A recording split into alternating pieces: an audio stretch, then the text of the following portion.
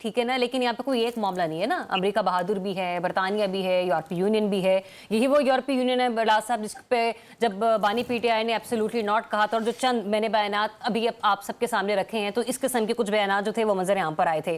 تو پھر مجھے یہ بتا دیجیے گا کہ فوجی عدالتوں کی سزاؤں پر یہ یورپی یونین کا جو رد عمل ہے, ہمیں اسے کس حد تک سنگینی کے ساتھ لینا چاہیے, اور جو پاکستان کا جی ایس پی پلس سٹیٹس ہے وہ اس سے کس حد تک متاثر ہو سکتا ہے؟ مجھ سے پوچھا آپ نے؟ جی بڑا سا گزارش یہ ہے جی, میرے تینوں فاضل دوستوں نے بات کی ہے. میں یہ کہوں گا کہ جب آپ جعلی الیکشن کرائیں گے تو دنیا تو تبصرے کرے گی. جب آپ کے ملک میں انسانی حقوق کی خلاف ورزی ہوگی تو دنیا پھر بھی تبصرے کرے گی. جب آپ کے ملک میں جال سازیاں ہوں گی تو دنیا تبصرے کرے گی. دنیا تبصرے کرتی ہے. اب یہ وہی لوگ ہیں جو کہتے تھے بیگرز آر ناٹ چوزر, پھر وہ کہتے تھے خواجہ صاحب وینٹیلیٹر ہیں. پھر عبداللہ حمید گل کے والد گرامی جنرل حمید گل ہمیں بتایا کرتے تھے کہ فلاں فلاں تعیناتی امریکہ سے ہوتی ہے.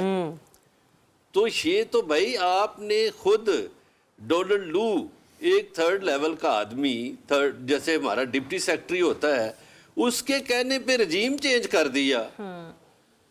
تو آپ نے تو خود مان لیا ان کو, کہ انہوں نے ڈونلڈ لو کی تیاری کی آپ نے تو خود ان کی حقیقت مان لیا کہ وہ مداخلت کرتے ہیں.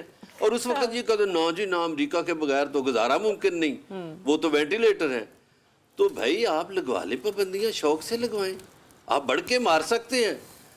ابھی یہ بڑھ کے مار رہے ہیں, چند دنوں کے بعد یہ چراغ بجھ جائیں گے. یہ نہیں مار سکتے بڑھ کے. یہ ہمارا پاکستان دیکھیے اتنا مقروض ہے, بھوکے لوگ ہیں. بھوکوں کی کیا اوقات ہے, قرضوں پہ چلتے ہیں, ہڑپ کر گئے ہیں قرضے یہ سارے. ابھی کہا گیا, ہمارے کسی دوست نے ایک بات کی تو میں اس کی وضاحت کرتا ہوں کہ غریب آدمی کیسے ذمہ دار ہے. اس کے بچے پہ تو آپ قرض چڑھاتے ہیں, اس نے تو قرض کھایا نہیں, یہ تو لوٹ مار کر کے یہ اشرافیہ. اور انہوں نے غلامی اپنائی ہوئی ہے. یہ کیسے دنیا کے سامنے آنکھیں دکھا سکتے ہیں؟ نہیں دکھا سکتے. لہٰذا ان کو دنیا کی باتیں ماننا پڑیں گی.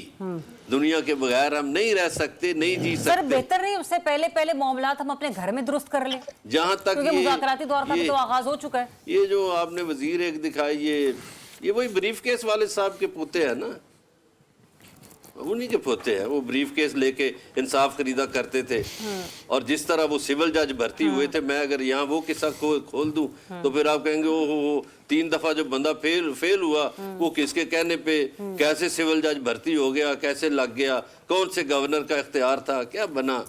میں نہیں چاہتا یہ باتیں کروں. اور یہ جو سائفر کا انہوں نے کہا جی بیانیہ, وہ بھائی یہاں تو ایسے لائق لوگ بیٹھے ہوئے ہیں جن کو سائفر کا پتہ ہی نہیں, جو پریس کانفرنس سے کرتے تھے کہ دیکھیں دوسرے ملک ہم سے ناراض ہو گئے ہیں, وہ سائفر ہی نہیں بھیج رہے. ان کو یہی نہیں پتا کہ سائفر چیز کیا ہے. وہ تو اس ملک کے لیڈر بنے ہوئے ہیں. قائد اعظم نے کہا تھا کہ یہ جو جدی پشتی لیڈریاں یہ آ جائیں, یہ مروسی سیاست آ جائے. قائد اعظم نے, ہاں یہ بات قائد اعظم کو کہا گیا کہ برطانوی وزیر اعظم کا بھائی آ رہا ہے, ایئرپورٹ پہ اس کا استقبال کرنے جاؤ. قائد نے انکار کیا اور کہا جس دن میرا بھائی لندن جائے گا اس کا استقبال برطانوی وزیر اعظم کرے گا تو پھر میں کروں گا. ٹھیک ہے, یہ ہوتی ہے بات.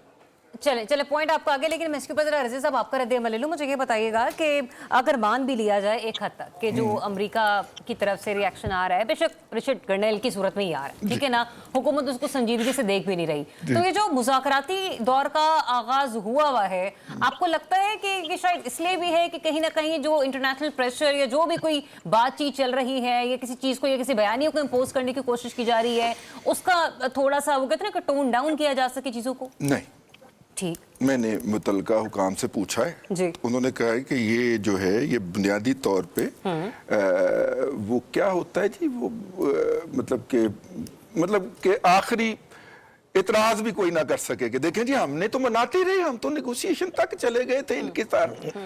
اور اس لیے ان کا یہ کہنا ہے کہ جناب یہ بنیادی طور پہ مذاکرات اس لیے ہیں کہ کوئی وہ, میرا خیال آپ میری رہنمائی کریں, وہ کیا ہوتا ہے جی دقیقہ فروغ داشت نہ ہو इत्माम हुज्जत। इत्माम हुज्जत, क्या बात है राणा साहब, बड़ी मेहरबानी।